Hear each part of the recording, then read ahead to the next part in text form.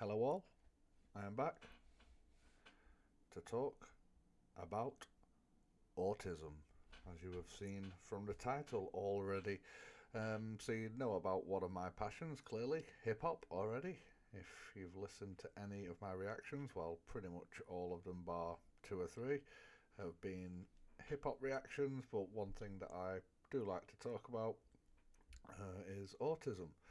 So what I'm going to do is kickstart it off with a brief timeline of autism history gifted to us by ChatGPT, which I've never talked to ChatGPT about autism before, so this will be a fresh experience for us all. And I'm just looking to have a brief overview. I'll chat along the way, but I just wanted to introduce the world to one of my passions, autism. At some point in the future, I'll go into probably more about why when I do a more detailed autism related video. Can you please give me a timeline of autism history? I don't know why I've got my picture so big on my screen like that, but just switch it up really, but makes it cool because I can read. I can read as I scroll. Okay, certainly. Here's a timeline of the history of autism, focusing on major milestones in the understanding, diagnosis, and cultural recognition of autism spectrum disorder (ASD). All right, not ASC. Some people definitely went down the ASC line some time ago. Right. What have we got? We've got early history and observations pre 1900, so pre initial diagnoses. So 1799, Victor of Aveyron, a feral child in France, is later speculated by modern scholars to have autism. 1809, Jean Itard documents Victor's case, shows early attempts to study behaviour resembling autism. Aye, there's another case alongside them. Not sure what years. That was Peter the Wild Boy. He has an interesting story which ends with a picture of his art, a picture of him sketched in, where is it, Kensington Palace on the walls. Next up, we have the foundational descriptions, 1900 to 1940s. So, 1908, Eugene Bleuler. Did I miss something? No. Eugene Bleuler used the term autism to describe withdrawals seen in schizophrenia. In 1925, I can never pronounce this name, Grunya Sukhavera, a Ukrainian-Russian psychiatrist, publishes a paper describing children with traits similar to what is now known as Asperger's syndrome, decades before Western recognition. Which is now known as Asperger's syndrome. Well, yeah, some people still use that term, but it has definitely petered off since being taken out of the DSM. And we have autism as a distinctive condition, 1940s. 1943, Leo Connor, pronounced Connor, I believe. He was an Austrian dude in the USA, publishes a landmark paper describing 11 children with early infantile autism. He is often credited with formally identifying autism as a distinctive diagnosis.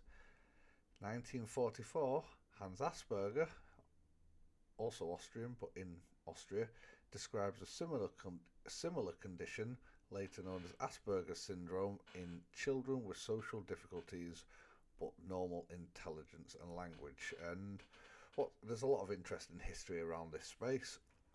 I think in terms of label, I think there's evidence. It's worth noting that they both called it autism, what they were seeing. Their children were different. I would describe them like as having similar characteristics, but maybe Connor's had additional learning disabilities, perhaps, whereas Asperger's perhaps didn't. I don't, Anyway, that's what I mean. I've read both of their work, and that's just kind of how it comes across to myself. I believe that Asperger used the term in 1939 in a lecture. I think there's evidence of that, but anyway, it's by the by because of a kind of revision of history on Asperger's part in kind of eugenics programs. Asperger's kind of been almost phased out, cancelled, you might say. But I do think it's a difficult one. I'll touch on that definitely at another time. So we have the diagnoses. I mean, to be fair though, after that, Asperger's work was buried, as was pretty much all German science in and around, or all Nazi-related science in and around the wars. So we didn't hear about Asperger for another 40 years. So post-war period and changing views, 1950s to 1970s. Okay, the 50s to 60s, that's a good 10 years. Autism is often misdiagnosed as childhood schizophrenia. Psychogenetic theories like the refrigerator mother theory by Bruno Bettelheim blame cold, unloving parents. A now debunked idea. I was actually describing this to somebody in my work today, explaining the refrigerator mother theory, how wrong it was, and how that's not even that long ago. We're not even talking the distant past. We're talking, the 70s. It's like 50 years ago, 55 years ago, 60, 70 years ago, but it's nothing, is it, in terms of humanity? People were blaming parents and kind of coined this phrase refrigerator mother, for children being like they were, kind of saying that they weren't loving and weren't giving them the correct emotional feedback, even though they could kind of observe. And to be fair, I think it was studies on twins that kind of broke the mold. Maybe Michael Rutter's studies, how if this was the case, why could you have twins where one had autism and the other didn't? And if the parents were this unloving, Anyway, it's crazy. It's crazy to think that was a theory. Now, another thing that I would like to take a deep dive into in the future, I'd say it's definitely something I'd like to this is historic wise. I'd like to further my knowledge on, because there's voices to be heard. People from history from that period of time who deserve to have their voices out there. So yeah, let's look into it one day. The 1960s and 70s, growing rejection of psychodynamic theories, increased interest in behavioural and developmental approaches. Yep, that's true. So we're talking about ABA, things like that. So what's his name? Lovis. And let me just say as well, Bruno Bettelheim. This guy's, he's definitely fraudulent. Absolutely. Absolutely. Right. Anyway, let's move on. Formal diagnostic recognition, the 80s and 90s. In 1980, autism is officially included in the DSM-3 as a distinct diagnostic category. Yeah, because before that, it had, I think, like childhood schizophrenia or something along those lines. 1981, the great Lorna Wing introduces the term Asperger syndrome into English language literature and develops the concept of autism spectrum. Yeah, so I believe that Wing kind of rediscovered Asperger's work in the 80s. I think she even met with him at the time. I don't think he thought they were looking at the same condition. She may have convinced him. I can't remember how that concluded. There's a brilliant autism book, Conversation with Pioneers. It's a history book, well worth checking out.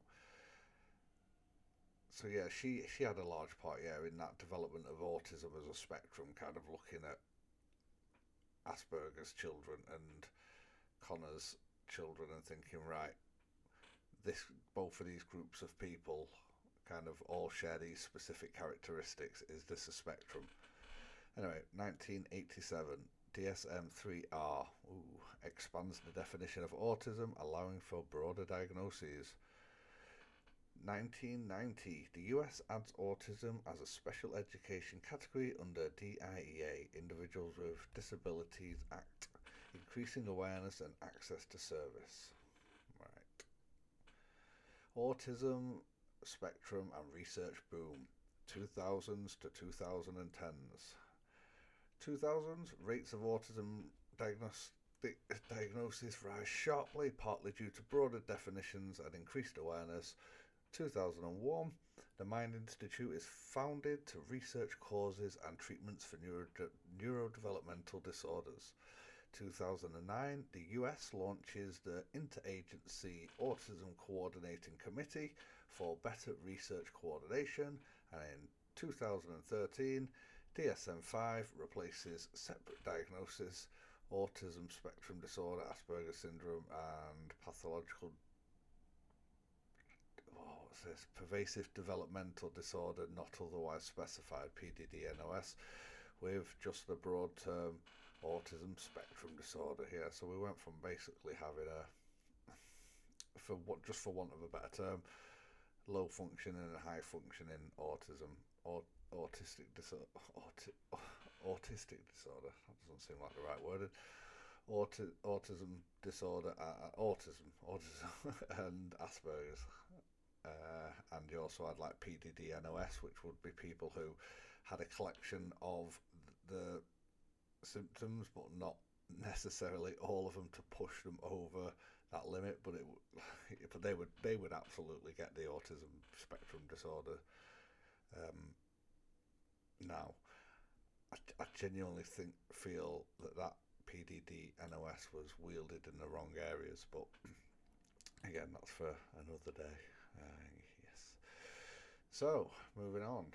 Neurodiversity movement and modern understanding. 2010s to present. 2010s to 2020s. The rise of the neurodiversity movement, advocating for acceptance of autism as a natural variation of human neurobiology rather than a disorder needing a cure. Alright. Oh, well, it's obviously a natural variation of human neurobiology, and I'm sure. Yeah, no, it's probably right. Yeah.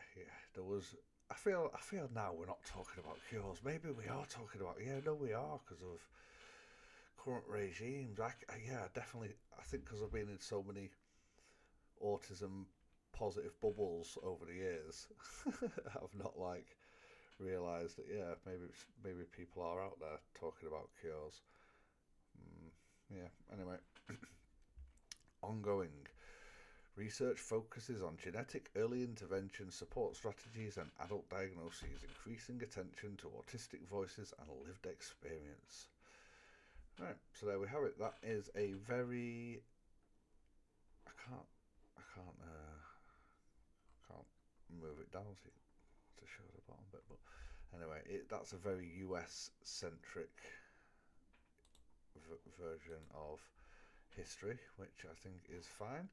Maybe one day I'll do the UK version. There's no talk of kind of like the autism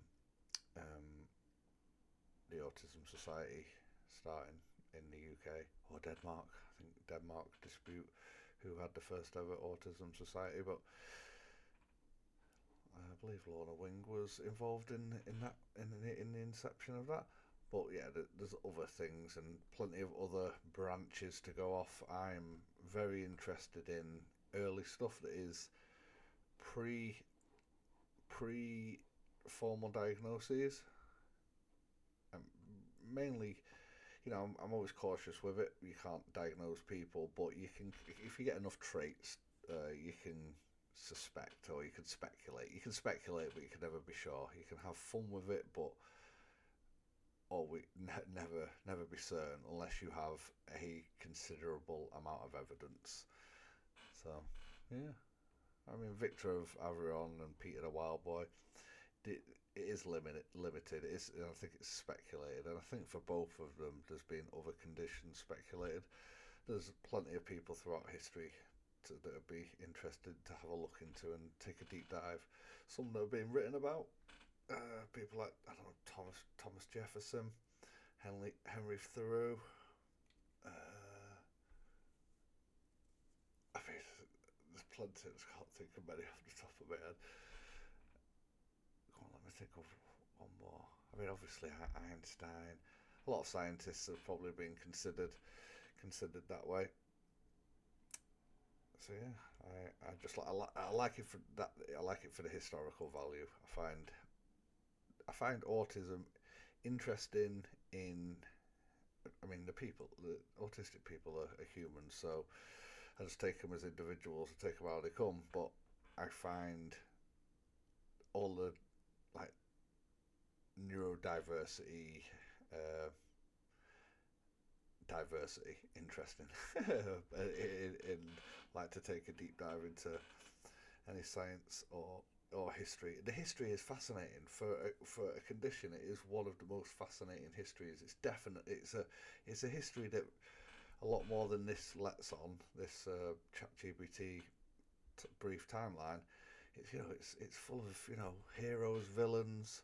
Luckily, more heroes than villains, I'd say. But yeah, some some some good stuff.